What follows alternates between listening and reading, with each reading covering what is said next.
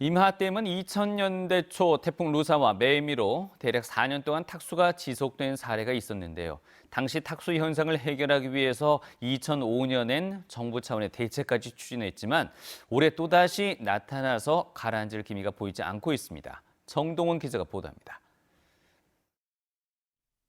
2005년 정부가 내놓은 2,331억 원 규모의 임하댐 탁수 대책은 댐 상류의 밭이나 하천을 정비하고 농업용 저수지와 사방댐을 건설해 댐 내 토사 유입을 막는다는 내용입니다. 댐 내 대책으로는 선택 취수탑 설치가 있었습니다. 수심에 따라 취수 지점을 조정할 수 있어 층이 형성된 탁수를 집중적으로 빼낼 수 있습니다. 작년 10월 태풍 미탁 때 중층의 탁수를 빨리 빼낸 것도 선택 취수탑 덕분이었습니다.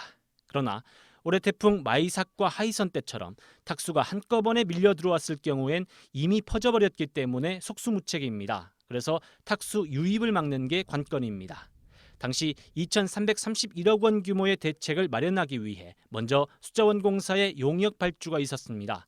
탁수가 댐 상류 어느 지점에서 주로 발생하는지 또 이에 따른 대책이 뭔지를 알아보는 겁니다. 그런데 이 용역부터 허술했다는 지적이 나옵니다. 조사 기간은 2003년 7월에서 2004년 7월까지로 1년, 용역비는 약 9천만 원에 불과했습니다.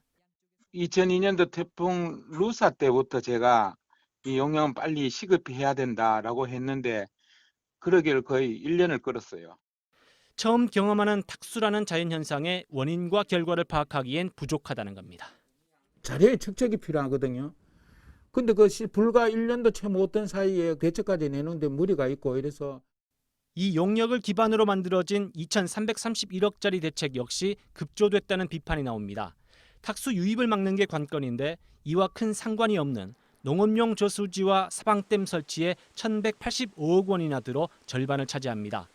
사업비 마련이 어려워 각 기관에서 이미 실시하고 있던 사업들을 그대로 가져와 탁수 저감 대책에 포함시키다 보니 정작 꼭 필요한 사업이 간과됐다는 겁니다.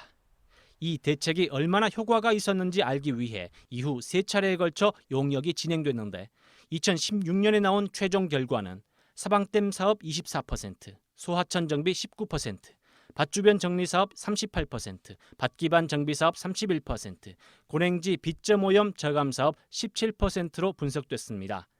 2,331억 원을 투입하고도 효과는 평균 20%대의 초라한 성적표입니다. 큰 비가 오면 탁수가 반복될 수밖에 없음을 예견했던 겁니다. MBC 뉴스 정동원입니다.